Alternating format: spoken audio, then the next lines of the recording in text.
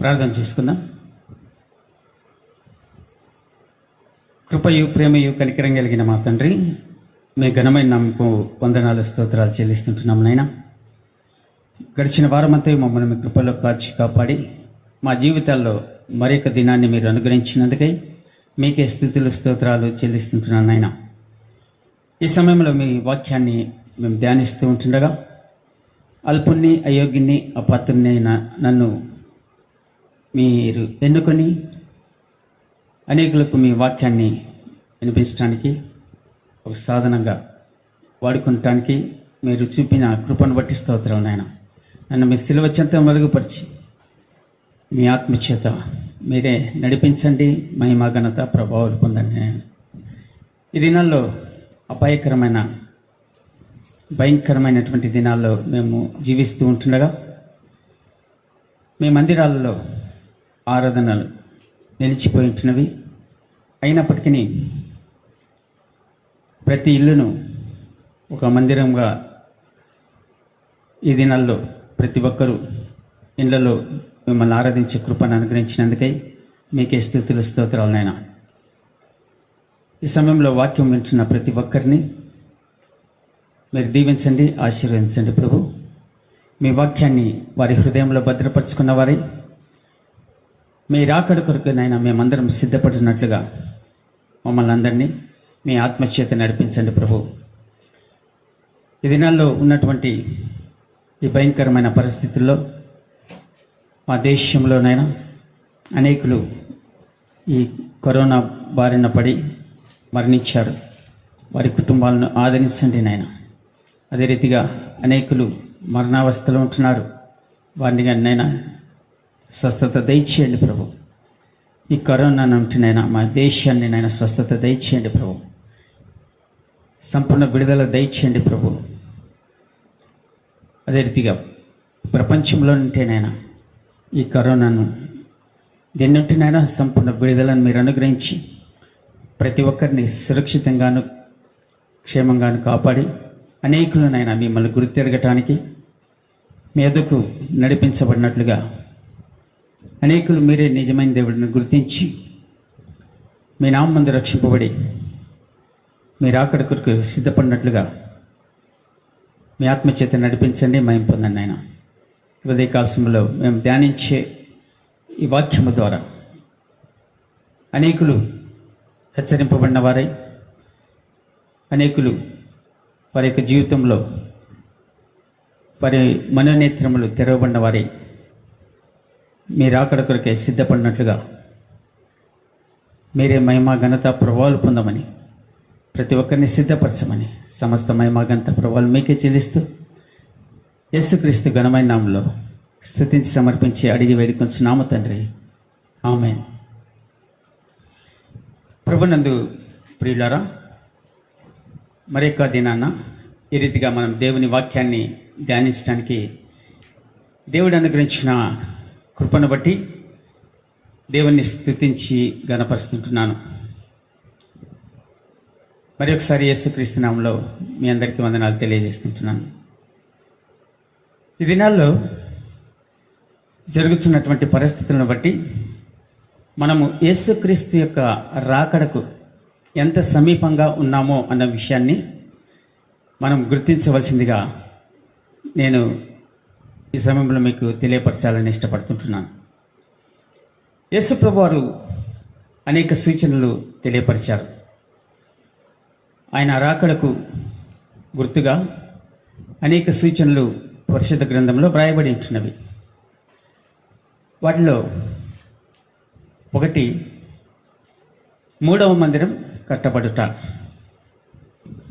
రెండవది ఈ రాజ్య సువార్త లోకమందంతటా సాక్షార్థమై ప్రకటించబడుట, మూడవది క్రీస్తు విరోధి అనగా యాంటీక్రైస్ట్కు ఈ లోకం వేదికను సిద్ధపరచుట.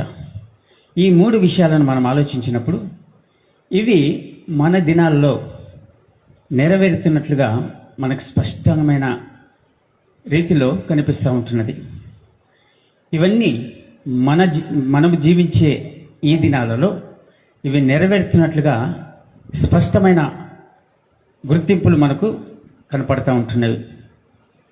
వీటన్నిటినీ మనం ఆలోచించినట్లయితే, ధ్యానం చేసినట్లయితే స్పష్టంగా మనం యేసు ప్రభు వారి రాకడకు చాలా సమీపంలో ఉన్నాము అన్న విషయాన్ని స్పష్టంగా పరిశుద్ధ గ్రంథం మనకు తెలియపరుస్తూ ఉంటున్నది. కాబట్టి ప్రియులారా, మూడవ మందిరం కట్టబడుతుంది అని అనేకులుగా వింటున్నాం. కానీ ఈ మూడవ మందిరం కట్టబడుతుంది అంటే చాలామందికి తెలియని విషయాలు ఉంటున్నవి. మూడవ మందిరం అంటే మొదటి మందిరం ఏమైంది, ఎవరు కట్టారు, ఎలా నాశనమైంది? రెండవ మందిరం ఎవరు కట్టారు, అది ఎలా పాడైపోయింటున్నది? ఇప్పుడు ఈ మూడవ మందిరం గురించి చెప్పబడుతుంటున్నది. మూడవ మందిరం కట్టబడితే యేసు ప్రభువారు వస్తారు ఆయన సంఘం కొరకై అన్న విషయాలను మనం వింటున్నాం. ఇవన్నీ, ఈ ప్రశ్నలన్నిటికీ మనం జవాబు తెలుసుకోవాలంటే పరిశుద్ధ గ్రంథంలోనేంటి మాత్రమే మనకు స్పష్టమైన అవగాహన పరిశుద్ధాత్మ దేవుడు మనకు అనుగ్రహించగలడు. దీన్ని తెలుసుకోవాలంటే మొదటిగా మనం నిర్గమకాండంలోనికి వెళ్దాం. నిర్గమకాండం 25వ అధ్యాయం 8వ వచనం. నిర్గమకాండం 25వ అధ్యాయం 8వ వచనం. నేను వారిలో నివసించినట్లు వారు నాకు పరిశుద్ధ స్థలమును నిర్మింపవలెను. దేవుడు ఎల్లప్పుడూ కోరుకునేది ఏంటనగా ఆయన పోలికగా చేయబడినటువంటి మానవుల మధ్య ఆయన నివసింపాలని కోరుకుంటున్నాడు. అందుకొరకే ఈ మాటను తెలియపరుస్తున్నాడు. నేను మీ మధ్య నివసించాలంటే నా కొరకే ఒక పరిశుద్ధ మందిరమును మీరు నిర్మించాలి అని తెలియపరిచాడు. ఇది మనం తెలుసుకోవాలంటే వాస్తవంగా మనందరికీ తెలిసిన విషయం. ఇశ్రాయేలీయులు 400 సంవత్సరములు ఐగుప్తులో వెట్టి చాకరీ చేసి బానిసత్వంలో ఉన్నప్పుడు వారు పెట్టిన మొరను దేవుడు ఆలకించి అబ్రహాముతో దేవుడు చేసినటువంటి ఆ వాగ్దానమును నెరవేర్చట కొరకే 400 సంవత్సరంలో వారు బానిసత్వం అనుభవించిన తర్వాత వారిని దేవుడు అద్భుతమైన రీతిలో విడిపించాడు. ఐగుప్తు బానిసత్వంతో విడిపించట కొరకై దేవుడు దైవజనుడైనటువంటి మోషే గారిని ఎన్నుకొని అద్భుతమైన రీతిలో వారిని విడిపించి కానానుకు నడిపిస్తున్న సందర్భంలో వారు అరణ్య మార్గం ద్వారా ప్రయాణం చేయవలసిన పరిస్థితుల్లో దేవుడు వారికి సెలవిచ్చిన మాట ఏంటంటే, నేను మీ మధ్య నివసించాలి కాబట్టి మీరు నాకు ఒక మందిరమును కడితే నేను మీ మధ్య నివసిస్తాను అని చెప్పి మోషేకు సెలవిచ్చిన తర్వాత ఆ మందిరంను ఎలా నిర్మించాలి, దాని యొక్క కొలతలు, దాని యొక్క నమూనా అంతా మోషే ఇష్టానుసారంగా కాకుండా దేవుడి చెప్పిన ఇష్టానుసారంగా దేవుని ఎలాగైతే చెప్పాడో ఆ రీతిగా మోషే ఆ మందిరాన్ని నిర్మించడం జరిగింది. ఆ రీతిగా నిర్మించిన తర్వాత దేవుడు వారి మధ్య నివసిస్తూ కనానుకు వచ్చారు. వారు కనానుకు వచ్చి స్థిరపడిన తర్వాత వారికి స్వతంత్ర రాజ్యం వచ్చేసింది. ఆ స్వతంత్ర రాజ్యంలో అనేక న్యాయాధిపతులు పరిపాలించారు. న్యాయాధిపతులు పరిపాలించిన తర్వాత వారు కోరుకున్నది ఏంటంటే, లోకం యొక్క మర్యాద చొప్పున మాకు కానీ ఒక రాజు కావాలి అని వారు కోరుకొని ఉంటున్నారు. ఈ మాట విన్న వెంటనే దేవుడు తన హృదయంలో నొచ్చుకొని ఉంటున్నాడు, బాధపడి ఉంటున్నాడు. కానీ వారి కోరిక చొప్పున వారికి దేవుడు ఒక రాజును ఇచ్చాడు. ఆయనే ఇశ్రాయేలుకు మొదటి రాజు అయినటువంటి సౌలు. సౌలు మొదటి రాజుగా ఇశ్రాయేలును పరిపాలించాడు. సౌలు తర్వాత దావీదు రాజు అయ్యాడు. దావీదు రాజు అయిన తర్వాత దావీదు ఇశ్రాయేల్ దేశాన్ని అనేక యుద్ధములు చేసి కాపాడాడు. అనేక రీతిలుగా దేవుని యొక్క ఇష్టానుసారంగా జీవించిన తర్వాత దావీదుకు ఒక కోరిక కలిగింది. అదేంటంటే, దేవుని కొరకే ఒక మందిరమును కట్టాలి అని దేవుని దగ్గర తన విన్నపాన్ని విన్నవించుకున్నాడు. విన్నవించుకున్న తర్వాత దేవుడు దావీదుకు సెలవిచ్చిన మాట ఏంటంటే, నీ చేతులు రక్తంతో తడిసి ఉన్నాయి కాబట్టి నీవు నాకు మందిరాన్ని కట్టడానికి వీల్లేదు అని స్పష్టంగా తెలియపరిచాడు. అందుకొరకై నీ కోరికను నేను నెరవేరుస్తాను, కానీ నీవు కట్టకూడదు, నీ కుమారుడు నాకు మందిరాన్ని కడతాడు అని స్పష్టంగా తెలియపరిచాడు. దావీదు మందిరం కట్టకూడదు అంటే కారణం అతని చేతులు రక్తంతో తడిచి ఉంటున్నవి. అనగా దేవుని యొక్క మందిరం కట్టబడాలంటే పవిత్రత అన్నది చాలా ప్రాముఖ్యతను మనకు తెలియపరుస్తూ ఉంటున్నది. అనేకులు మందిరాన్ని కడుతుంటారు, వారికి ఇష్టానుసారంగా మందిరాలను కడుతుంటున్నారు. దేవుని వాక్యం చదవరు, ప్రార్థించరు, దేవుని స్థుతించరు, ఆరాధించరు. అలాంటి వారిగానే మందిరాలను ఈ దినాల్లో నిర్మిస్తుంటున్నారు. కానీ దేవుని వాక్యం సెలవిచ్చేది ఏంటంటే నీ చేతులు రక్తంతో తడిసి ఉన్నాయి కాబట్టి నీవు నాకు మందిరాన్ని కట్టడానికి వీల్లేదని దేవునికి హృదయానుసారుడైనటువంటి దావీదుతో దేవుడు సెలవిచ్చిన మాట. ఆ విషయం వేరేగా ఉంటున్నది, కానీ మనం మన యొక్క విషయంలోకి వెళ్దాం. ఆ రీతిగా సొలొమోను, దావీదు తర్వాత సొలొమోను రాజు అవుతాడు. దావీదు కుమారుడైనటువంటి సొలొమోను గారు దేవుని మందిరాన్ని కట్టించాడు.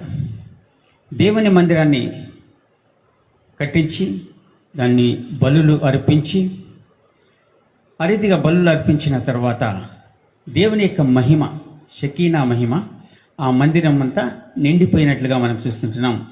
రాజైన సొలొమోను గారు కట్టించిందే మొదటి మందిరంగా పరిశుద్ధ గ్రంథంలో మనం చూస్తుంటున్నాము. రాజుల మొదటి గ్రంథం 6వ అధ్యాయం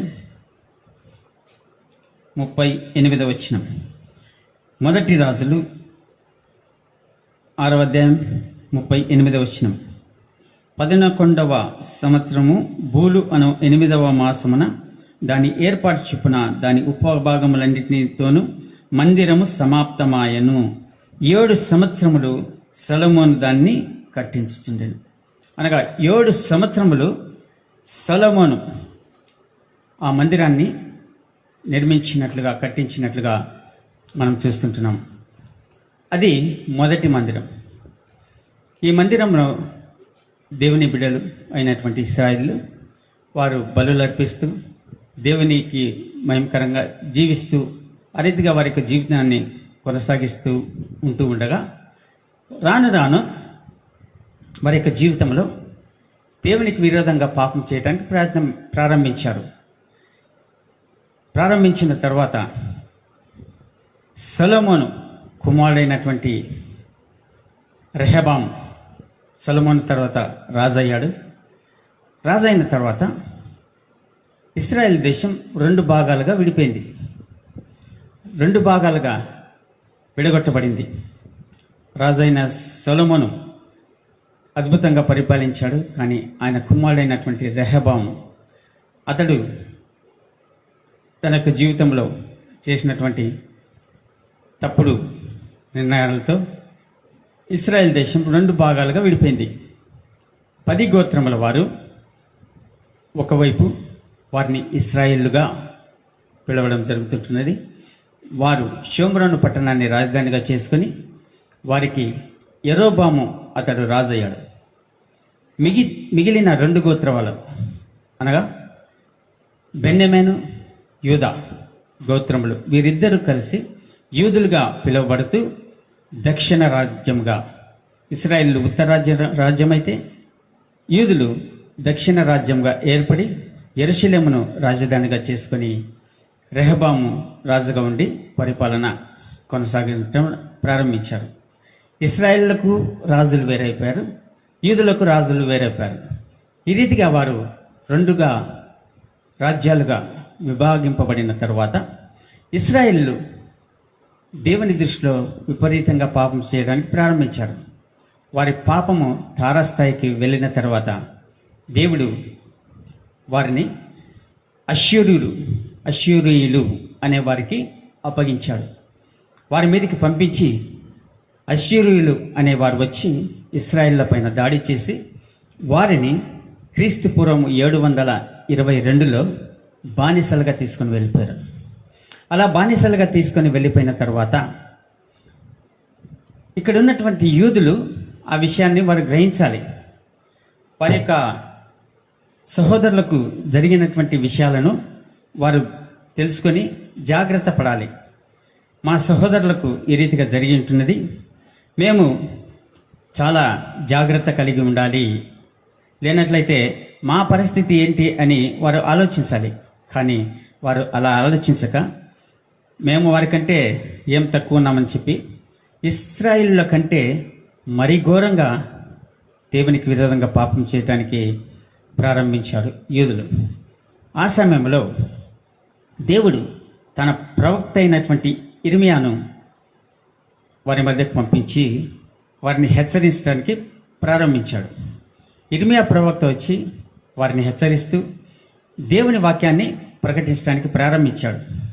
దేవుని వాక్యాన్ని ఇర్మియా గారు ఎలా ప్రకటించారో మనం చూసినప్పుడు పరిశుద్ధ గ్రంథంలో ఇర్మియా గ్రంథం 25వ అధ్యాయం 3వ వచనం. ఇర్మియా గ్రంథం 25వ అధ్యాయం 3వ వచనం. ఆమోను కుమారుడును యూదారాజునైన యోషియా 13వ సంవత్సరం మొదలుగని నేటి వరకు ఈ 23 సంవత్సరములు యెహోవా వాక్కు నాకు ప్రత్యక్షమగుచూ వచ్చెను. నేను పెందలకడ లేచి మీకు ఆ మాటలు ప్రకటిస్తూ వచ్చినను మీరు వినకపోతిరి. అనగా దేవుని వాక్యాన్ని ప్రవక్త అయినటువంటి ఇర్మియా గారు వచ్చి పెందలకడ లేచి ఈ 23 సంవత్సరములు దేవుని వాక్యాన్ని ప్రకటించాడు. ఎన్ని సంవత్సరములు? 23 సంవత్సరములు. ఎప్పుడు? రాత్రి సమయంలో కాదు. మన కూటాలు జరుగుతాయి కదా, 7 గంటలకు వెళ్ళి 8:30కు 9 గంటలకు ముగించుకొని వచ్చా, అలా కాదు. పెందలకడ లేచి దేవుని వాక్యాన్ని ప్రకటించడం ప్రారంభించాడు. చాలామంది పెందలకడ లేవర్లేండి, 8, 9 అయినా లేని అనేకులు ఉంటున్నారు. పెందలకడే లేచే స్త్రీలను నూతన నిబంధనలు చూస్తాం మనం. వారు పెందలకడ లేచి అనేక స్త్రీలు దేవుణ్ణి దర్శించాలని అనేకులు వెళ్ళి ఉంటున్నారు. అలాంటి అనుభవం ఈ దినాల్లో ఎంతమందికి ఉంటున్నది? కొంతమంది ఉంటారు, భర్త టీ తెచ్చి వాళ్ళకి ఇచ్చి లేపితే కానీ లేలేని స్త్రీలు కానీ ఉంటున్నారు. కాబట్టి పెందలకడ లేచి దేవుని వాక్యాన్ని ధ్యానించడం, పెందలకడ లేచి ప్రార్థించడం, ఈ అనుభవం ఎంతమందికి ఉంది చెప్పండి. పెందలకడ లేచి ఇర్మియా గారు ప్రకటిస్తే 23 సంవత్సరాలు ప్రకటిస్తే దేవుని వాక్యాన్ని వారి వినలేదు, నిర్లక్ష్యం చేశారు. నిర్లక్ష్యం చేసినప్పుడు దేవుడు వారి మీదకి పంపబోయే శిక్షను కానీ తెలియపరిచాడు. ఏమని తెలియపరిచాడు? ఇర్మియా గ్రంథం 25వ అధ్యాయం 11వ వచనం. ఇర్మియా గ్రంథం 25వ అధ్యాయం 11వ వచనం. ఈ దేశమంతయు పాడుగాను నిర్జనంగాను ఉండును, ఈ జనులు 70 సంవత్సరములు బబులోను రాజునకు దాసులుగా ఉందురు. ఎన్ని సంవత్సరములు? 70 సంవత్సరములు బబులోను రాజుకు దాసులుగా ఉందురు అని వారి మీదకి రాబోయే శిక్షను తెలియపరిచాడు. అనగా వారి దేవుని వాక్యాన్ని విని వారి జీవితాలను సరిచేసుకొని సరిదిద్దుకొని దేవునికి దగ్గరగా వస్తే వారు ఆ శిక్ష నుండి తప్పించబడతారు. లేనట్లయితే వారు 70 సంవత్సరములు బానిసలుగా కొనిపోబడతారు. 70 సంవత్సరములు ఇశ్రాయేలు దేశము పాడుగా అవుతుంది అన్న విషయాన్ని తెలియపరచడం జరిగింటున్నది.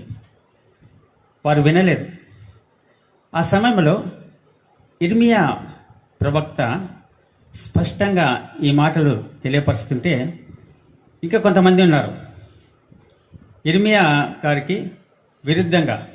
ఇర్మియా ఒక్కడు దేవుని కొరకై నమ్మకంగా ఆయన సేవ చేస్తూ నిజాన్ని నిర్భయంగా ప్రకటిస్తూ ఉంటే ఇంకా 2 ఉన్నారు. వారు వచ్చి ఏమి తెలియపరుస్తున్నారో చూద్దాం. ఇర్మియా గ్రంథం 28వ అధ్యాయం 1-2 వచనాలు. యూదారాజైన సిద్కియా ఏలుబడి ఆరంభమున 4వ సంవత్సరం 5వ నెలలో గిబియోను వాడును ప్రవక్తయును అజ్జూరు కుమారుడైన హనన్య యాజకుల ఎదుటను ప్రజలందరి ఎదుటను యెహోవా మందిరంలో నాతో ఇలాగు నేను ఇశ్రాయేలు దేవుడును సైన్యములకు అధిపతియునగు యెహోవా ఇలాగు సెలవిస్తున్నాడు, నేను బబులోను రాజు కాడిని విరిచి ఉన్నాను. 2 సంవత్సరములలోగా బబులోను రాజైన నెబుకద్నెజరు ఈ స్థలంలో నుండి బబులోనునకు తీసుకుని పోయిన యెహోవా మందిరపు ఉపకరణములన్నిటినీ ఇచ్చటికి మరలా తెప్పించను. 70 ఏళ్ళు ఇర్మియా గారు తెలియపరిస్తే ఇతను వచ్చి ఈ హనన్య అనే వ్యక్తి చెప్పిన మాటలను మనం చూస్తుంటున్నాం. అనగా 70 ఏళ్ళు కాదు, 2 సంవత్సరములు మాత్రమే అని ప్రకటించడం చూస్తుంటున్నాం. కానీ ఇర్మియా మాటలను ఎవరు లెక్క చేయలేదు, వినలేదు. అతని మాటలను మాత్రం వినింటున్నారు. అతని మాటలకు మాత్రమే ప్రాధాన్యత ఇచ్చారు. అందుకనే వారి యొక్క జీవితంలో నష్టపోయినట్లుగా మనం చూస్తుంటున్నాం. అనేకులు వాస్తవాన్ని వాస్తవంగా చెప్తే అంగీకరించరు. వాస్తవాన్ని ఉన్నది ఉన్నట్టుగా దేవుని వాక్యాన్ని తెలియపరిస్తే వారికి కోపం, రోషం కుచ్చుకుంటుంది. కానీ వారు ఇర్మియా మాటలను వినినట్లయితే ఆ శిక్ష నుంచి తప్పించబడేవారు. అబద్ధ ప్రవక్తను మాటలు వారు విని మోసపోయి దేవునికి వారు విరోధంగా పాపం చేసి వారు బానిసలుగా కొనిపోబడి ఆ దేశమంతయు పాడుగా అయిపోయింది. ఇర్మియా మాటలు నెరవేరినవో లేదో మనం దేవుని వాక్యం నుండి చూద్దాం. దినవృత్తాంతములు 2వ దినవృత్తాంతములు 36వ అధ్యాయం 17 నుండి 19 వచనాలు. 2వ దినవృత్తాంతములు 36వ అధ్యాయం 17 నుండి 19 వచనాలు. ఆయన వారి మీదికి కల్దీయుల రాజును రప్పింపగా అతడు వారికి పరిశుద్ధ స్థలముగా ఉన్న మందిరంలోనే వారి యవ్వనులను ఖడ్గం చేత సంహరించెను. అతడు యవ్వనుల ఎందైనను యువతుల ఎందైనను ముసలి వారి ఎందైనను నెరసిన వెంట్రుకలు గల వారి ఎందైనను కనికరింపలేదు. దేవుడు వారినందరినీ అతని చేతికి అప్పగించెను. మరియు బబులోను రాజు పెద్దనేమి చిన్నవేమి దేవుని మందిరపు ఉపకరణములన్నిటినీ యెహోవా మందిరపు నిధులలోనిదేమి రాజు నిధులలోనిదేమి అధిపతుల నిధులలోనిదేమి దొరికిన ద్రవ్యమంతయు బబులోనుకు తీసుకొని పోయెను. 19 వచనం. మరియు అదిగాక కల్దీయులు దేవుని మందిరమును తగులబెట్టి అని చూస్తుంటారు. దేవుని మందిరమును తగులబెట్టి ఇర్మియా గారు ఏమైతే తెలియపరిచాడో ఆ మాటలు ఇక్కడ స్పష్టంగా నెరవేరుతున్నట్లుగా మనం చూస్తుంటున్నాం. అనగా దేవుని మాటలను దేవుని యొక్క సేవకుడు తెలియపరిచినప్పుడు, వారిని హెచ్చరించినప్పుడు, గద్దించినప్పుడు వారు ఆ గద్దింపుకు లోబడి ఆ హెచ్చరికను గైకొంటే ధన్యులైతారు. కానీ దేవుని యొక్క సేవకుని మాటను నిర్లక్ష్యం చేసి దేవుని యొక్క సేవకుని మాటను చెవిని పెట్టక పెడచెవిని పెట్టి వారు ఇష్టానుసారంగా జీవించారు. కాబట్టి వారు చెరగొని పోవటమే కాకుండా యెరూషలేమంత పాడుగా చేయబడి ఉంటుంది. దేవుని మందిరము తగలబెట్టబడ్డది. అర్థమవుతుంది. ఇప్పుడు మొదటి మందిరం రాజైన సొలొమోను గారు కట్టించిన మందిరాన్ని సంపూర్తిగా తగులబెట్టబడి కుప్పగా కూలిపోబడి ఉంటున్నది. ఇదంతా జరగటానికి కారణం ఏంటంటే వారు చేసినటువంటి తిరుగుబాటు, దేవునికి విరోధంగా వారు చేసినటువంటి పాపమును బట్టి దేవుని యొక్క మందిరము తగులబెట్టబడి వారు బానిసలుగా కొనిపోబడి ఉంటున్నారు 70 సంవత్సరములు. ఆలోచించండి ప్రియులారా, ఈ దినాల్లోగానే దేవుని వాక్యాన్ని ప్రకటించబడటం జరుగుతుంటున్నది. దేవుని సేవకులుగా ప్రకటిస్తుంటున్నాం. అనేకులు దేవుని వాక్యాన్ని ప్రకటిస్తుంటున్నారు. రాబో ఉగ్రత నుండి మీరు తప్పించబడాలి అంటే దేవుణ్ణి అంగీకరించండి. యేసు ప్రభునామమున రక్షింపబడండి. మీ పాపంలో కడగబడి యేసుక్రీస్తు రక్తంలో కడగబడినట్లయితే మీరు దేవుని యొక్క రాజ్యాన్ని స్వతంత్రించుకుంటారు. లేనట్లయితే రాబో ఉగ్రత నుండి మీరు తప్పించుకోలేరు. అలనాడు వారు ఇశ్రాయేలు ప్రజలు దేవుని వాక్యాన్ని వారు వినలేదు. దేవుని సేవకుని మాటలు నిర్లక్ష్యం చేశారు. కాబట్టి 70 ఏండ్ల చెరకు వారు కొనిపోబడి ఉంటున్నారు. ఇక్కడ ఒక విషయం గమనించాల్సింది ఏంటంటే వారు మరలా తిరిగి వచ్చారు 70 ఏళ్ళ తర్వాత. కానీ ఉగ్రతకు ఇప్పుడు యేసు ప్రభువును అంగీకరించకుండా మీ ఇష్టానుసారమైన జీవితం జీవించినట్లయితే రేపు 7 ఏళ్ల శ్రమలో మీరు శ్రమల ద్వారా వెళితే మరలా మీరు తిరిగి రాలేరు, ఆ నరకానికి పాత్రలవుతారు. వారి 70 ఏళ్ల తర్వాత చెర నుండి తిరిగి రావడం జరిగి ఉంటున్నది. కానీ 7 నెలల శ్రమల తర్వాత తిరిగి వచ్చేది మాత్రం అసాధ్యం. నరకానికి వెళ్ళవలసినటువంటి పరిస్థితి పిల్లలు. అలా వారి యొక్క అవిధేయతను బట్టి, వారి యొక్క తిరుగుబాటు తనాన్ని బట్టి, దేవుని యొక్క దృష్టిలో వారు చేసిన బహుఘోరమైన పాపములను బట్టి దేవుడు వారిని, యూదులను మరలా బబులోని చెరకు అప్పగించాడు. 70 సంవత్సరంలో వారు చెరగొనిపోయబడుతున్నారు. యెరూషలేము అంతా పాడైపోయింటున్నది. దేవుని మందిరం తగలబెట్టబడింది. కానీ ప్రియులారా, వారు 70 ఏళ్ల తర్వాత మరలా వస్తారు, వచ్చి మరలా మందిరాన్ని కడతారు అని దేవుడు ముందుగానే ప్రకటించాడు. ఆ మందిరాన్ని ఎవరు కడతారు, ఎలా కడతారు, ఈ విషయాలన్నీ కూడా ఈ 2వ మందిరం విషయంలో దేవుడు ముందుగానే బయలుపరిచాడు. ఎలా బయలుపరిచాడు, ఎవరు కడతారని, కట్టించేదానికి ఎవరిని దేవుడు వాడుకోబోతున్నాడో ఆ వ్యక్తి గురించి ముందుగానే దేవుడు బయలుపరిచాడు. లోకం ఎలాగుంటుందంటే, ఏదైనా ఒక సంఘటన జరిగినప్పుడు చరిత్ర రాస్తుంది. కానీ బైబిల్ అలా కాదు. ఒక సంఘటన జరగక ముందే రాయడం దేవుని యొక్క చరిత్ర. అది దేవుని యొక్క గొప్పతనం. పరిశుద్ధ గ్రంథంలో చూద్దాం. యెషయా గ్రంథం 44వ అధ్యాయం 28వ వచనం. యెషయా గ్రంథం 44వ అధ్యాయం 28వ వచనం. కోరేషుతో, నా మంద కాపరి, నా చిత్తమంతయు నెరవేర్చువాడా అని చెప్పువాడని నేనే. యెరూషలేముతో, నీవు కట్టబడిదవనియు దేవాలయమునకు పునాది వేయబడిదవనియు నేను చెప్పుచున్నాను. ఈ భాగంలో మనం చూస్తుంటున్నాం ప్రియులారా, దేవుడు కోరేషు అనే రాజు గురించి తెలియపరుస్తున్నట్లుగా మనం చూస్తుంటున్నాం. కోరేషు అనే రాజు ఇంకా పుట్టలేదు. కోరేషు తల్లిదండ్రులు ఎవరో తెలియదు. అనగా దరిదాపు 100 సంవత్సరములకు ముందే దేవుడు ఈ మాటలు తెలియపరిచాడు. కోరేషు అనే వ్యక్తి జన్మిస్తాడు. అనగా అతడు పుట్టగానే అతని తల్లిదండ్రులు ఆయనకు కోరేషు అని పేరు పెడతారు. అతడు పెద్దవాడై పారసీకులకు రాజైతాడు. ఆ పారసీకుల రాజైనటువంటి కోరేషు నా మందిరము కట్టబడాలని అతడు ఆజ్ఞాపిస్తాడు అని దేవుడు ముందుగానే, కోరేషు పుట్టక ముందే అతని గురించి చెప్పడం జరిగింది. అనగా దేవుడు సార్వభౌముడు, అనగా ఆయన సర్వజ్ఞాని, ఆది అంతమైంచున్నాడు. కాబట్టి మనందరి చరిత్ర ఎరిగిన దేవుడు, మన పుట్టు పూర్వోత్తరాలు ఎరిగినటువంటి దేవుడు. కాబట్టి ప్రియులారా, ఆయన ఎదుట ఎవరు ఏమీ చేయలేరు. ప్రతిదీ ఎరిగిన దేవుడు. కాబట్టి కోరేషుకు దేవుడు ఆ పనిని అప్పగించాడు.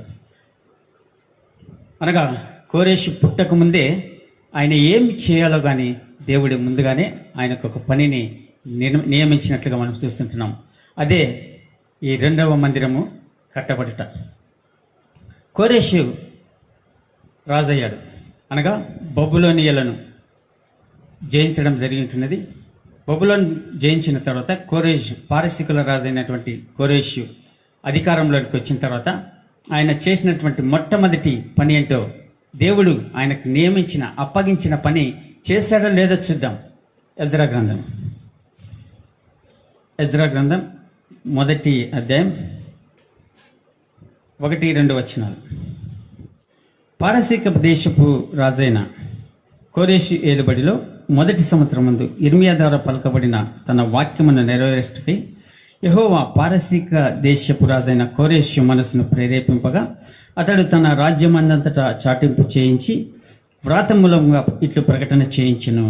పారసీక దేశపు రాజైన కోరేషు ఆజ్ఞాపించినదేమనగా, ఆకాశమందలి దేవుడైన యెహోవా లోకమందున్న సకల జనములను నా వశం చేసి యూదా దేశమందున్న యెరూషలేములో తనకు మందిరమును కట్టించుమని నాకు ఆజ్ఞ ఇచ్చి ఉన్నాడు. ఎవరికి ఆజ్ఞ ఇచ్చాడు? దేవుడు కోరేషుకు ఆజ్ఞ ఇచ్చాడు. ఎవరు ఆజ్ఞ ఇచ్చారంటే దేవుడు కోరేషుకు ఆజ్ఞ ఇచ్చాడు. ఏమని? పరలోకమందున్న ఆ దేవుని తనకు మందిరం కట్టించట కొరకై నాకు ఆజ్ఞ ఇచ్చినాడు అని కోరేషు స్పష్టంగా ఈ భాగంలో తెలియపరుస్తున్నట్లుగా మనం చూస్తుంటున్నాం పిల్లలు. కోరేషు ప్రకటన చేశాడు, మీరు ఎవరైతే ఆయన ప్రజలై ఉంటున్నారో మీరు వెళ్ళి దేవునికి మీరు మందిరాన్ని కట్టండి అని ప్రకటన చేసిన తర్వాత అనేకులు ఇశ్రాయేలు ప్రజలు ఆ మందిరాన్ని కట్టడానికి బయలుదేరి ఉంటున్నారు. ఈ సందర్భంలో నేను ఒక విషయాన్ని తెలియపరుస్తుంటున్నాను. రాజైన కోరేషు పారసీకపు దేశపు రాజు అని చూస్తుంటున్నాం. ఆ దినాల్లో పారసీకమే ఈ దినాల్లో ఉన్నటువంటి ఇరాన్. ఈ ఇరాన్ దేశానికి జాతిపిత ఎవరు అంటే కోరేష్, సైరస్ ద గ్రేట్ అంటారు. కాబట్టి బైబిల్ ఒక పుక్కిట పురాణం కాదు, ఎవరో ఇష్టానుసారంగా రాసిన గ్రంథం కాదు. కోరేష్ గురించి ఆయన పుట్టకముందే రాయబడిందంటే మీరు ఆలోచించండి. ఇరాన్ చరిత్రను తీసుకుని చదివితే ఈ కోరేష్ అనే రాజు ఇరాన్ దేశస్తులకు జాతిపితగా ఉన్నాడో లేదని తెలిస్తే బైబిల్ ఎంత చరిత్రకు ఆధారంగా ఉన్నదో మీకు స్పష్టంగా అర్థమవుతుంది. కాబట్టి ప్రియులారా, ఈ కోరేష్కు దేవుడు అప్పగించిన పనిని ఆయన నెరవేరుస్తున్నట్లుగా మనం చూస్తుంటున్నాం. అందుకని అంటున్నాడు, దేవుడు నాకు అప్పగించిన పని ఏంటంటే మీరు వెళ్ళి మందిరాన్ని కట్టండి.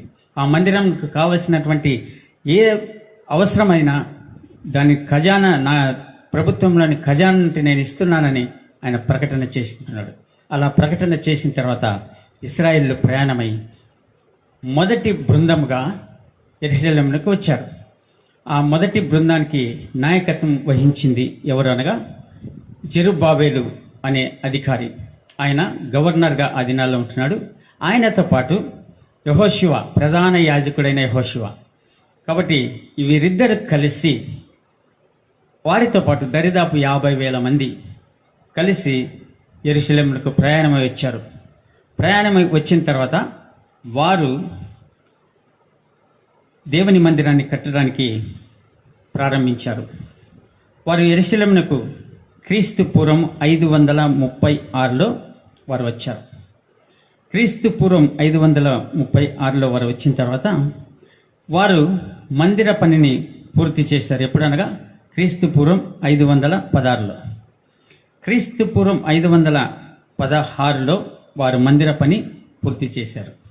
అనగా ఈ బబులోనీలు ఎప్పుడు వారిని దాడి చేసి యూదులను చెరగొనిపోయారంటే క్రీస్తు పూర్వం 586లో. ఇశ్రాయేలులను కొనిపోబడింది క్రీస్తు పూర్వం 722లో. యూదులు కొనిపోబడింది 586లో క్రీస్తు పూర్వం. అంటే 70 సంవత్సరములు. 500 క్రీస్తు పూర్వం 586లో కుప్పకూలిన మందిరం క్రీస్తు పూర్వం 516లో మరలా తిరిగి ప్రతిష్ఠింపబడింది, కట్టబడి. అనగా 70 సంవత్సరముల పాటు మందిరం కుప్పకూలిన స్థితిలో ఉన్నది. ఇది ప్రవక్త అయిన యిర్మీయా ద్వారా పలకబడిన ప్రవచనం. అది నెరవేరిందో లేదో మనం దేవుని వాక్యంలో చూసినప్పుడు 2వ దిన వృత్తాంతములు 36వ అధ్యాయం 21వ వచనం. 2వ దిన వృత్తాంతములు 36వ అధ్యాయం 21వ వచనం. యిర్మీయా ద్వారా పలకబడిన యెహోవా మాట నెరవేరుటకై విశ్రాంతి దినములను దేశము అనుభవించే వరకు ఇది సంభవించెను. దేశము పాడుగానున్న 70 సంవత్సరముల కాలం అది విశ్రాంతి దినములను అనుభవించెను. కాబట్టి ప్రియులారా, దేవుని వాక్యము ఎంత కరెక్ట్గా నెరవేరుతుందో మనం ఆలోచించాలి. ఈ మందిరం కట్టబడి ప్రతిష్ఠించబడి ఉంటున్నది. అలా కట్టబడి ప్రతిష్ఠించబడిన మందిరం కొనసాగుతూ వచ్చింది. ఎంతవరకు అనగా యేసుప్రభు వారు నూతన నిబంధనలో యేసుప్రభు వారు జన్మించిన తర్వాత 8వ దినమున యేసుప్రభు వారిని మందిరానికి తీసుకుని వెళ్తారు సున్నతి చేయించుకొరికి. ఈ 2వ మందిరంలోనికి యేసుప్రభు వారిని కానీ తీసుకుని వెళ్ళి అక్కడ సున్నతి చేయించడానికి తీసుకుని వెళ్ళినట్లుగా మనం దేవుని వాక్యంలో మనం చూస్తాం. నూతన నిబంధనలో ఇదే మందిరాన్ని యేసుప్రభు వారి యొక్క శిష్యులు, యేసుప్రభు వారు పెద్దవాడైనప్పుడు ఆయన పరిచర్య చేస్తున్న దినాల్లో సేవ చేస్తున్న దినాల్లో యేసుప్రభు వారికి ఈ మందిరం గురించి శిష్యులు ఏమని తెలియపరుస్తున్నారో మనం చూద్దాం. మత్తయి సువార్త 24వ అధ్యాయం మొదటి 2 వచనాలు. మత్తయి సువార్త 24వ అధ్యాయం మొదటి 2 వచనాలు. యేసు దేవాలయం నుండి బయలుదేరి వెళుచుండగా ఆయన శిష్యులు ఆ దేవాలయపు కట్టడములు ఆయనకు చూపించవచ్చిరి.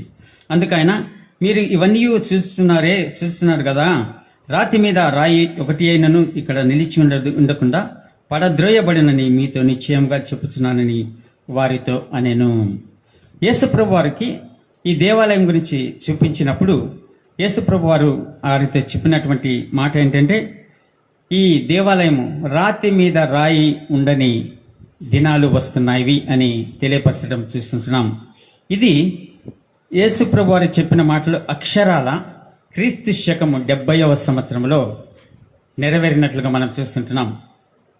టైటస్ అనే చక్రవర్తి యెరూషలేముపై దండెత్తి వచ్చి యెరూషలేమును కాల్చివేసి అనేక మందిని సంహరించి దేవాలయమును పాడు చేసి రాతి మీద రాయి ఉండకుండా చేసి సమూల ధ్వంసం చేసి వెళ్ళిపోయాడు.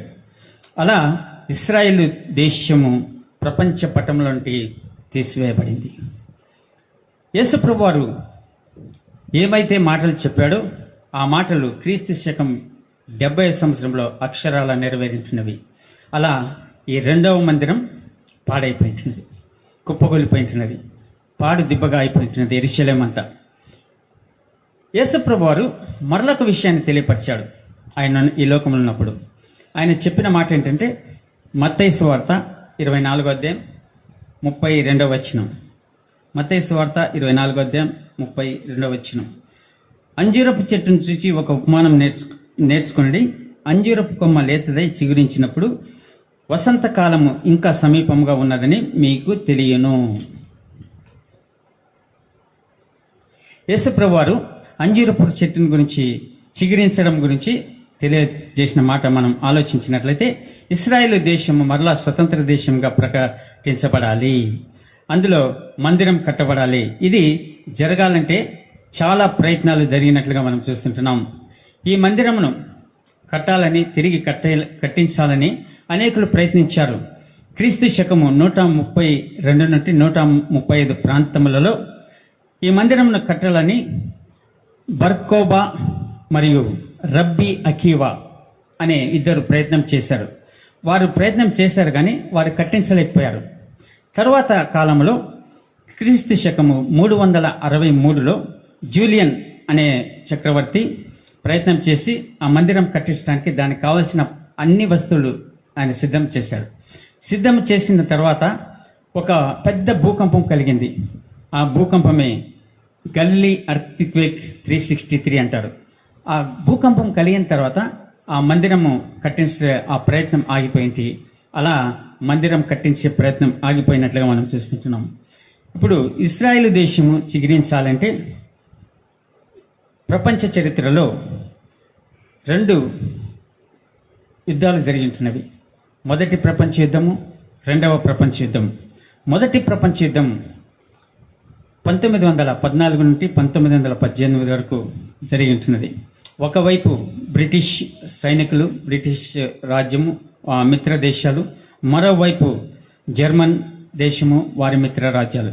ఈ రీతిగా యుద్ధం జరిగి ఉంటున్నది. 5 సంవత్సరములు కాలం యుద్ధం జరిగి ఉంటున్నది. కానీ ఎవరు గెలవలేని స్థితిలో బ్రిటిష్ సైన్యం, వారి మిత్ర దేశాలు ఓడిపోయే పరిస్థితుల్లో అక్కడికి జర్మనీ వారిని ఓడించాలంటే వారికి ప్రత్యేకమైన ఆయుధాలు అవసరం. కాబట్టి ఆ సమయంలో లండన్లో ఉన్నటువంటి ఒక శాస్త్రవేత్త ఉన్నాడు. ఆయన పేరు విజ్మన్.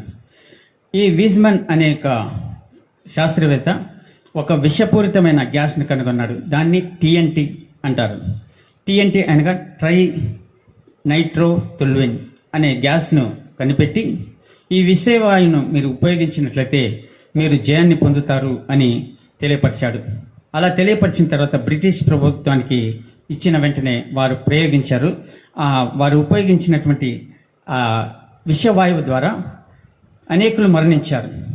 అనేకులు మరణించిన తర్వాత ప్రపంచ యుద్ధంలో, మొదటి ప్రపంచ యుద్ధంలో బ్రిటిష్ వారు గెలుపు పొందుకున్న తర్వాత వారిని బ్రిటిష్ ప్రభుత్వం వారు వచ్చి ఈ విజ్మన్ అనే శాస్త్రవేత్తని అడిగారు, నీకు చాలా థ్యాంక్స్, మేము విజయం సాధించగలిగాము అంటే కారణం నీవే, నీకు ఏం కావాలో కోరుకో, నీకెంత ధనం కావాలో కోరుకో, మేము ఇచ్చేదానికి సిద్ధంగా ఉంటున్నాము అని అడిగినప్పుడు, నీ కోరికేనంటే మేము తీరుస్తామని అడిగినప్పుడు అతడు చెప్పిన మాట ఏంటంటే, నేను ఒక యూదుడను, నేను యూదుడను కాబట్టి నాకు ఈ ఆశలు ఏం లేవు, ఇవన్నీ నాకు అవసరం లేదు. ప్రపంచవ్యాప్తంగా మా యూదులు చెదిరిపోయింటున్నారు. మా పితరుల దేశం అయినటువంటి ఇస్రాయల్ దేశం గడిచిన అనేక సంవత్సరాలుగా అది ఖాళీగా పడి ఉంది. కాబట్టి అతడు చెప్పిన మాట ఏంటంటే, there is a land without a people, there is a people without a land. ప్రజలు లేనటువంటి దేశం ఉంది, దేశం లేని ప్రజలు ఉన్నారు. కాబట్టి ప్రజలు లేని దేశానికి ప్రజలను ఇవ్వు అనగా మా యూదులు వెళ్ళి అక్కడ నివసించడానికి మీరు అనుమతిని ఇవ్వండి అని అడిగాడు. అలా అడిగిన వెంటనే బ్రిటిష్ ప్రభుత్వం వారు ఒక బిల్ పాస్ చేశారు. బిల్ పాస్ చేసి ఆల్ఫర్ బాల్ఫర్ అనే పేరు పైన ఒక బిల్లును పాస్ చేశారు. పాస్ చేసి యూదులైన ఇస్రాయేలు వారి వారి స్వదేశంలోనికి వెళ్ళి నివసించవచ్చునని ప్రకటన చేశారు. అలా ప్రకటన చేసిన తర్వాత వారు వెళ్ళి నివసించాలి, అది యూదులు అక్కడికి వెళ్ళాలి అని అనుకున్న సమయంలో అక్కడ వచ్చినటువంటి సమస్య ఏంటంటే, అనేక దినాలుగా పాడుగా ఉన్నటువంటి అనగా ఆ ప్రాంతాన్ని అనేకులు ఆక్రమించుకున్నారు. అక్కడ ఉన్నటువంటి చుట్టూ ప్రాంతంలో ఉన్నటువంటి టర్కీ వారేమి అనేకమైన ముస్లిమ్స్ రాజ్యాల వారు స్వతంత్ర వారు ఆక్రమించుకున్నారు ఆ ప్రాంతాన్ని అంతా. ఆ సమయంలో టర్కీ ముస్లిమ్స్ అక్కడ నివసిస్తున్నారు. వీరు వెళ్ళినట్లయితే తప్పకుండా వీరు గొడవ పెట్టుకుంటారు, వారిని రానివ్వరు అన్న ఉద్దేశంతో ఒక సమస్య వచ్చింది. ఆ సమయంలో వారికి అప్పగించినటువంటి ఆ పనిని ఎవరికి అప్పగించాలి అని వారు ఆలోచిస్తున్నప్పుడు అక్కడ ఒక ఆసక్తికరమైన విషయం చోటు చేసుకున్నది. ఎవరికి అప్పగించాలి అని వారు ఆలోచిస్తున్న సందర్భంలో వీరు ఒక సైనికాధికారిని పిలిచి ఆ పనిని అతనికి అప్పగించారు. ఆయన పేరు ఎలన్ బి. నువ్వు వెళ్ళి అక్కడ ఏ గొడవలు జరగకుండా అక్కడ శాంతి సామరస్యంతో వారు వెళ్ళి నివసించడానికి, యూదులు వెళ్ళి నివసించడానికి నువ్వు అనుకూలపరచు అని అతనికి అప్పగించిన తర్వాత ఆయన యొక్క విశ్వాసి, యేసు ప్రభును విశ్వసించినటువంటి మిలిటరీ అధికారి, మిలిటరీ ఆఫీసర్, ఆయన ప్రార్థించాడు, ప్రభువా మీ బిడ్డలను వారి స్వదేశంలో నివసించ కొరకై నేను చేసే ఈ ప్రయత్నంలో మీరు నాకు సాయం చేయండి, అక్కడ ఏ గొడవలు లేకుండా సమాధానంతో శాంతితో అక్కడ వారు నివసించడానికి ఏర్పాటు చేయనట్లు నాకు సాయం చేయమని ప్రార్థించి వెళ్ళాడు. ప్రియులారా, అక్కడ ఉన్నటువంటి టర్కీ ముస్లిమ్స్కు ఈ వార్త వెళ్ళింది. ఎలన్ బి అని ఆయన వస్తున్నాడని వారికి తెలియక ఆయన పేరును ఉచ్చరించటకు బదులుగా ఎలన్ బి అనటకు బదులుగా అల్లా బి వస్తున్నాడు అని వారికి ఇన్ఫర్మేషన్ వెళ్ళింది. వాళ్ళు అనుకున్నారు, ఓహో అల్లా బి వస్తున్నాడు కాబట్టి మనం అతనితో యుద్ధం చేయడం లేక అతనితో గొడవ పెట్టుకోవడం సరికాదు, కాబట్టి మనం సామరస్యంగా శాంతితో మనం అతనితో మాట్లాడాలి అని వారు అనుకున్నారు. ఆ సందర్భంలో ఈయన వెళ్ళి ఎలన్ బి అనే ఆ అధికారి వెళ్ళి వారితో మాట్లాడినప్పుడు వారు శాంతి సమాధానాలతో అక్కడ యూదులు నివసించడానికి ఒక సానుకూలమైన పరిస్థితులు ఏర్పడించినవి. ఇది మొదటి ప్రపంచ యుద్ధం యొక్క ఫలితం. మొదటి ప్రపంచ యుద్ధం ద్వారా జరిగిన ఫలితం ఏంటంటే యూదులు వెళ్ళి అక్కడ నివసించడానికి ద్వారాలు తెరవబడించినవి. అలా మొదటి ప్రపంచ యుద్ధం తర్వాత రెండవ ప్రపంచ యుద్ధం జరిగింది. క్రీస్తు శకం 1939 నుండి 1945 వరకు రెండవ ప్రపంచ యుద్ధం జరిగింది. మొదటి ప్రపంచ యుద్ధంలో 17 మిలియన్ పీపుల్ అంటారు, అనగా 170 లక్షల మంది మరణిస్తే రెండవ ప్రపంచ యుద్ధంలో 150 మిలియన్ పీపుల్ అనగా కోట్ల మంది మరణించారు. ఈ రెండవ ప్రపంచ యుద్ధము భయంకరమైన యుద్ధము. ఇది రెండవ ప్రపంచ యుద్ధంగా జరిగినది. భూమి మీద ఉన్నటువంటి జన్మించిన వారిలో అత్యంత దుష్టుడైన వాడు ఎవరైనా ఉన్నారంటే అడాల్ఫ్ హిట్లర్ అంటారు. ఈ హిట్లర్ తన రాజ్యాన్ని వ్యాప్తి చెందించుకోవడానికి అతడు ఎంతో ప్రయత్నం చేసి అతడు ఒకవైపు ఈ అమెరికా, ఇంగ్లాండ్ వీరి మిత్ర దేశాలు మరలా ప్రపంచం 2 భాగాలుగా విడిపోయి యుద్ధం ప్రారంభమైంది. యుద్ధము ప్రారంభమై ఆ యుద్ధంలో వారు యుద్ధం జరిగిస్తున్న సమయంలో అనేకులు మరణిస్తున్నారు, కానీ ఎవరికి విజయం జరగని స్థితిలో వారు ఉండగా ఆ సందర్భంలో అక్కడ ఉన్నటువంటి ఆ, ఒక శాస్త్రవేత్త ఆల్బర్ట్ ఐన్స్టీన్ అనే శాస్త్రవేత్త వచ్చి నేను మీకు వారిపైన యుద్ధం జయించడానికి మీకు నేను సహాయపడతాను, నా కోరికను తీర్చండి అని చెప్పిన తర్వాత అతడు ఆటం బాంబును కనిపెట్టాడు. ఆ దినాల్లో అమెరికాను పరిపాలిస్తున్నటువంటి ప్రెసిడెంట్ రూజ్వెల్ట్ అనే ప్రెసిడెంట్కు ఆ మాట తెలియపరిచిన వెంటనే ఆల్బర్ట్ ఐన్స్టీన్ అనే శాస్త్రవేత్త ఆటం బాంబును కనిపెట్టి దాన్ని తీసుకొచ్చి వారికి ఇచ్చాడు. ఈ బాంబును తీసుకుని వెళ్ళి వారు హీరోషిమా, నాగసాకి జపాన్లోని 2 ప్రాంతాలలో వేస్తే ఒక్కొక్క బాంబుకు 1,00,000కు పైగానే మరణించారు. అంతటితో ప్రపంచంలో ఉన్నటువంటి అనేకులు భయం చెందారు. ఆ ప్రపంచ యుద్ధం విరమించబడింది. అమెరికా మిత్ర దేశాలు జయం పొందారు. జయం పొందిన తర్వాత 1945 సంవత్సరంలో UNO, United Nations of organisation, ఐక్యరాజ్య సమితి ఏర్పడింది. ఇతడు వెళ్ళి నా కోరిక తీర్చండి అన్నప్పుడు, ఏంటి నీ కోరిక అనగానే అడిగాడు అతడు, మా యొక్క ఇస్రాయల్ దేశాన్ని స్వతంత్ర దేశంగా ప్రకటించండి అని చెప్పాడు. స్వతంత్ర దేశంగా ప్రకటించండి అన్నప్పుడు 1948 సంవత్సరం మే 14వ తారీఖున ఇస్రాయెల్ స్వతంత్ర దేశంగా ప్రకటించబడ్డది. మరలా ప్రపంచ పటంలోకి వచ్చింది. పిల్లలు, ఇదంతా ఒక అద్భుతమైనది, చాలా ఆసక్తికరమైన విషయం. 2వ ప్రపంచ యుద్ధము ఎంతగా ఘోరంగా జరిగినప్పటికీ అక్కడ జరిగిన విషయం ఏంటనగా, దేవుడు అక్కడ భూమికి మధ్య భాగంలో మరలా ఒక చిన్న దేశంగా ఇస్రాయేల్ దేశం ఏర్పడటానికి ఈ 2వ ప్రపంచ యుద్ధం యొక్క ఫలితము అని మనం చూస్తుంటున్నాం. అందుకనే ఇది మానవ చరిత్రలో ఒక అద్భుతం. ప్రియులారా, అలా ఇస్రాయేల్ దేశం ఏర్పడిన తర్వాత రాను అభివృద్ధి చెందుతూ ఉంటున్నది. వారికి స్వతంత్రం వచ్చిన తర్వాత చిగురించినటువంటి ఇస్రాయేల్ దేశం అభివృద్ధి చెందడం ప్రారంభమైంది. అభివృద్ధి చెందుతూ వారు 2015 సంవత్సరంలో సన్హెడ్రిన్ సభ అని ఉంటుంది వారికి. ఆ సభలో 3rd టెంపుల్ కమిటీ అని ఏర్పాటు చేసి రెడ్ హ్యాంపర్ గురించి ఒక ప్రోగ్రాంను వారు నిర్మించారు. ఇలా నిర్మించిన తర్వాత 2017లో అమెరికన్ ప్రెసిడెంట్ డొనాల్డ్ ట్రంప్ యెరూషలేమును రాజధానిగా ప్రకటించాడు. అంతకుముందు వరకు టెల్ అవీవ్ అనేది రాజధానిగా ఉండేది. 2018కి సరిగ్గా వారికి 70 సంవత్సరములు అయింది. స్వతంత్ర ఇస్రాయల్ దేశంగా ఏర్పడి 2018 నాటికి 70 సంవత్సరములు వారికి అయిన తర్వాత 70 సంవత్సరములు సందర్భంలో వారు ఒక కాయిన్ను రిలీజ్ చేశారు. దాన్ని టెంపుల్ కాయిన్ అంటారు. టెంపుల్ కాయిన్ అనగా ఒకవైపు ఆ కాయిన్కు ఒకవైపు 2వ మందిరానికి అనుమతి ఇచ్చినటువంటి కోరేష్ మరియు 3వ మందిరానికి సహకరిస్తున్నటువంటి డొనాల్డ్ ట్రంప్ వీరి యొక్క ఫోటో ఒకవైపు ఉంటే, ఇంకొక వైపు నాణ్యానికి 3వ టెంపుల్ 3rd టెంపుల్ యొక్క నమూనాను చిత్రీకరించి ఆ కాయిన్ను విడుదల చేశారు. అది టెంపుల్ కాయిన్ అంటారు.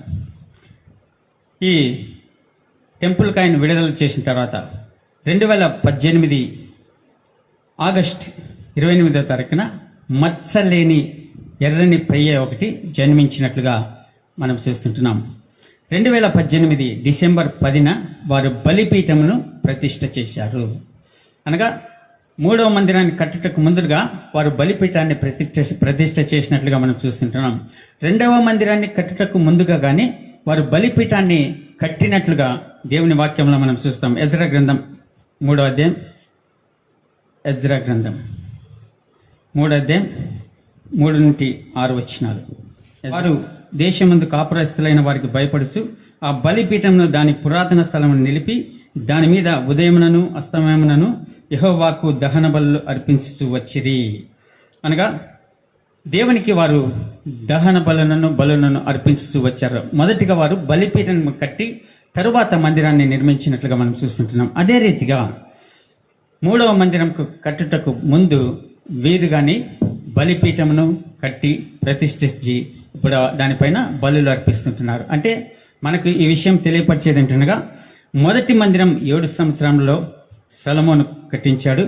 2వ మందిరము 23 సంవత్సరాలు వారు నిర్మించారు. 3వ మందిరము 25 రోజుల్లో పూర్తి చేయబడుతుంది. మూడవ మందిరం 25 రోజుల్లో పూర్తి చేయబడుతుంది. కాబట్టి అది ఎప్పుడు అనేది మనకి ఈ దినాల్లో చాలా త్వరలో ఈ మందిరము కడితే యేసు ప్రభు వారి రాకడ జరుగుతుంది అన్న విషయాన్ని మనం మర్చిపోకూడదు పిల్లలు. రెండో విషయాన్ని మనం ఆలోచించినప్పుడు ప్రపంచమంతటా దేవుని యొక్క సువార్త ప్రకటించబడుతుంది. ప్రపంచమంతటా లోకమందంతటా సువార్త ప్రకటించబడుతుందని మత్తయి సువార్త 24:14 మనం చూస్తాం. లోకమంతా ఉన్న ప్రజలు రక్షింపబడరు, కానీ ప్రపంచమంతా సువార్త ప్రకటించబడుతుంది సాక్ష్యార్థమై.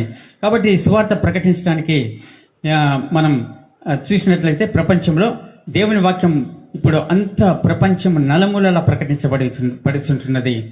రెండవ ప్రపంచ యుద్ధంలో నేను ఇంతకు ముందే చెప్పాను, నాజిజంను ప్రకటించడానికి హిట్లర్ అనే అతను రేడియోను వాడుకున్నాడు.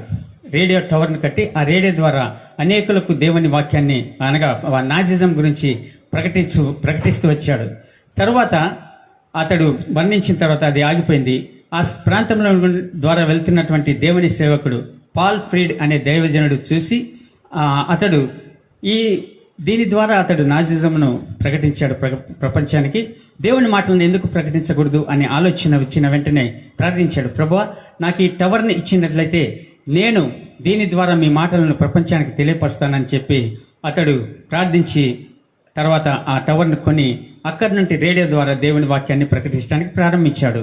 అలా దేవుని వాక్యాన్ని 1952వ సంవత్సరంలో అతడు ప్రారంభించాడు. దాన్ని TWR అనగా ట్రాన్స్ వరల్డ్ రేడియో. దాని ద్వారా ప్రపంచము నలుమూలలకు 195 దేశాలకు ఆయన దేవుని వాక్యాన్ని అందించడానికి ప్రారంభించాడు పిల్లరా. అలా దేవుని వాక్యాన్ని 190 దేశాలకు 275 భాషలలో ఆయన ప్రకటించడానికి అతడు తోడ్పడినట్లుగా మనం చూస్తుంటున్నాము. అదే రీతికి ఈ దినాల్లో చూస్తున్నప్పుడు పరిశుద్ధ గ్రంథము ప్రతి భాషలో తర్జమా చేయబడి ఉంటున్నది. అనగా అనేకులు ఒక మారుమూల ప్రాంతములలో నరమాంస భక్షకుల వారి మధ్య కానీ దేవుని వాక్యం వెళ్ళి వారు కానీ రక్షింపబడి ఉంటున్నారు. అండమాన్ అలా ఒక నరమాంస భక్షకుల ఉండే ప్రాంతానికి కానీ ఒక ఇంగ్లాండ్ సైనికుడు వెళ్ళి ఇంగ్లాండ్ నుండి ఒక సైనికుడిగా దేవుని సైనికుడిగా వెళ్ళి మిషనరీ యవనస్తుడు అతని రక్తాన్ని కార్చిన తర్వాత కాలంలో సువార్త ప్రకటించబడింది. ఈ రీతిగా ప్రపంచపు నలుమూలలో సువార్త వెళ్ళింటున్నది. ఈ పరిస్థితుల్లో ఈ కరోనా వచ్చిన సందర్భంలో కానీ మనం చూస్తుంటున్నాము, ఫేస్బుక్ల ద్వారానే, యూట్యూబ్ ద్వారానేమి, మొబైల్ ద్వారా దేవుని వాక్యము ప్రపంచమంతటా ప్రకటించబడుతున్నట్లుగా మనం చూస్తుంటున్నాం. అలా దేవుని వాక్యమును ఈ దినాల్లో ప్రతి ఒక్కరికి చేర్చబడుతుంది అని స్పష్టంగా మనకు తెలియపరుస్తుంటుంది. మూడో విషయం ఏంటనగా ఈ ప్రపంచము క్రీస్తు విరోధికి, యాంటీ క్రైస్ట్కు ఈ లోకము వేదికను సిద్ధం చేస్తుంది అని చూస్తుంటున్నాం. ఈ వేదికను ఎలా సిద్ధం చేస్తుంది అని మనం ఆలోచించినట్లయితే ఈ దినాల్లో మనం చూస్తుంటున్నాం ప్రియులారా, ప్రపంచ దేశాల్లో ఉన్నటువంటి మత పెద్దలందరూ కలిసి ఈ ఇదే సంవత్సరం సెప్టెంబర్ నెలలో ఒక మీటింగ్ చేయబోతుంటున్నారు. అనగా వన్ వరల్డ్ రిలీజియన్, అది హాలాండ్లోని పీస్ ప్యాలెస్ అనే భవనంలో సమావేశమై వన్ వరల్డ్ రిలీజియన్ కోసం సంతకాలు చేయబోతుంటున్నారు. అనగా ఇది వన్ వరల్డ్ రిలీజియన్ అనగా ఒకే మతం ఏర్పడితే ప్రపంచమంతా ఒకే మతంగా అది పరిగణించబోతున్నది. కాబట్టి ప్రపంచంలోని సరిహద్దులన్నీ చెరిగిపోతాయి. అలా ప్రపంచం మధ్య హద్దులు చెరిగిపోయిన తర్వాత ఏ దేశస్థుడైనా ప్రపంచంలోని ప్రతి ప్రాంతానికి వెళ్ళటం అనుకూలమవుతుంది. అందుకని ఈ పోప్ ఫ్రాన్సిస్ కానీ ఇతడు క్రీస్తు విరోధికి ఒక సహకారిగా ఉండి నడిపిస్తున్నట్లుగా మనం చూస్తుంటున్నాము. అతడు చెప్పిన మాటలు ఏంటంటే, రక్షణ లేకపోయినా మంచి వారైతే చాలు పరలోకానికి వెళ్ళిపోతారు. దేవునితో వ్యక్తిగత సహవాసం అనేది చాలా ప్రమాదకరమైనది. ప్రభువు నేర్పిన ప్రార్థనలో తప్పులున్నాయి, దాన్ని మార్చాలి. అన్ని మతాలు పరలోకానికి మార్గాలే, యేసుక్రీస్తు ఒక వ్యక్తి మాత్రమే అని ఇలాంటి అనేకమైన ప్రకటనలు చేయటం ద్వారా అతడు ఈ ప్రపంచంలోని మతాలన్నింటినీ ఐక్యం చేసి ఒకే మతంగా, ప్రపంచమంతా ఒకే మతంగా ఉండాలని ప్రయత్నం చేస్తున్నాడు. నేను అది మీకు ప్రకటన గ్రంథంలో 17వ అధ్యాయంలో చెప్పడం జరిగి ఉంటున్నది పిల్లారా. అదే రీతిగా ఈ దినాల్లో మనం చూస్తుంటున్నాం, ప్రపంచం ఒక క్రీస్తు విరోధి రాకడకు ఎలా రంగం సిద్ధం చేస్తుంది అని మనం ఆలోచించినట్లయితే ఈ దినాల్లో ఈ కరోనా వైరస్ అనేది ఒక ఆ, తెగులు.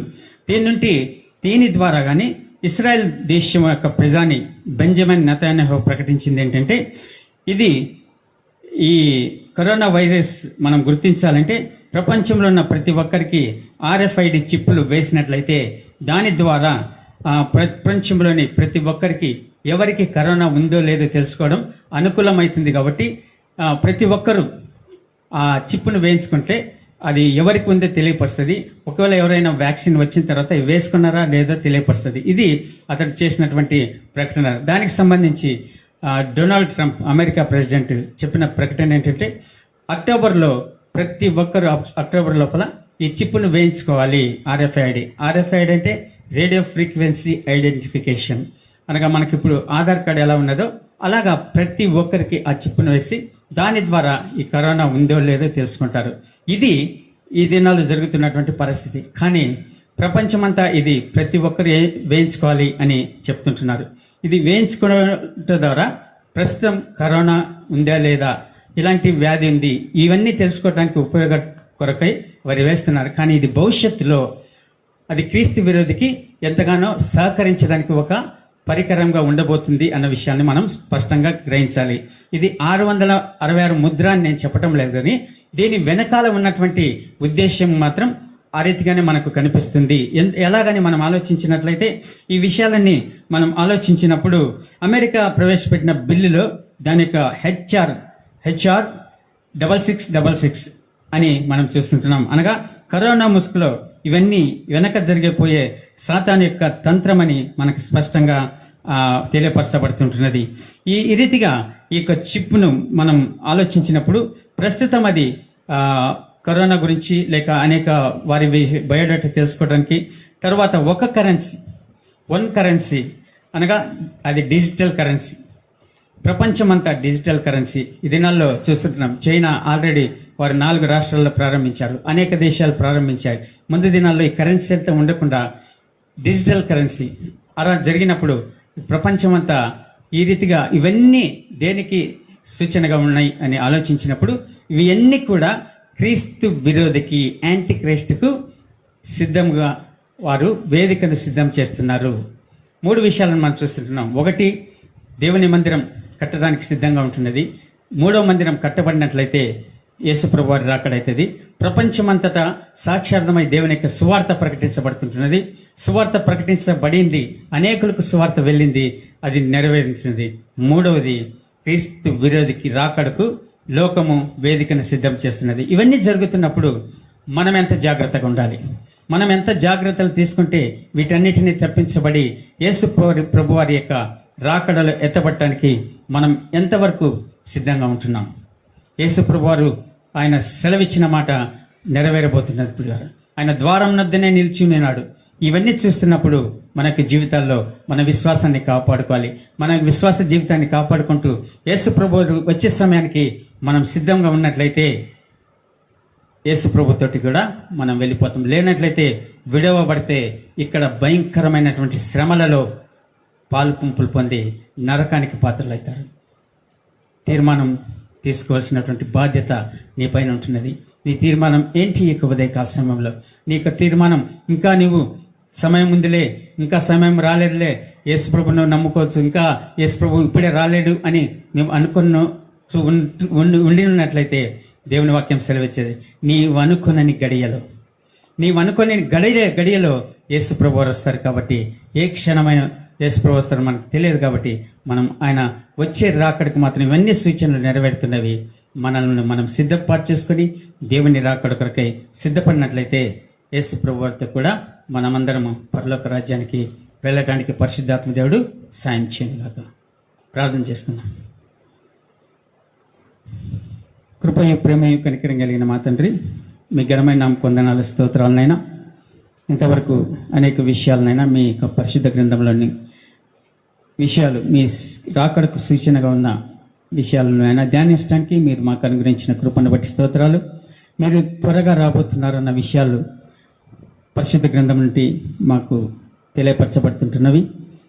కాబట్టి ప్రభువా, మీ వాక్యాన్ని విన్న ప్రతి ఒక్కరూ, ఇంకా ఎవరైతే సిద్ధంగా లేరు వారు సిద్ధపడి, ఇంకా ఎవరైతే మేము రక్షింపబడి బాప్తిసం తీసుకోలేదో వారు ఇదే సమయం అనుకూల సమయం అని గుర్తించి మీ రాకడకు సిద్ధపడటానికి ప్రతి ఒక్కరిని నడిపించండి ప్రభు. మీ ఏర్పాట్లో ఉన్న ప్రతి ఒక్కరూ త్వరలో రక్షింపబడి మీ కొరకైనా సిద్ధపాటు కలిగి జీవించడానికి కృపను అనుగ్రహించండి నాయన. ఈ అపాయకరమైన భయంకరమైన దినాల్లో మేము నివసిస్తూ ఉంటుండగా ఇవన్నీనైనా ఇంకా అనేకమైన సూచక క్రియలు నైనా అనేకమైన సూచనలు నెరవేరుతూ ఉంటున్నవి.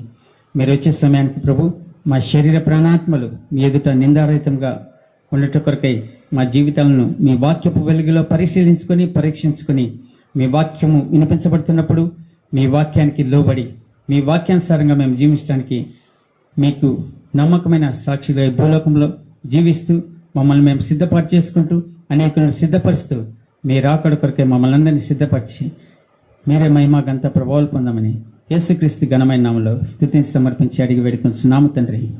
ఆమేన్. అందరికీ వందనాలు.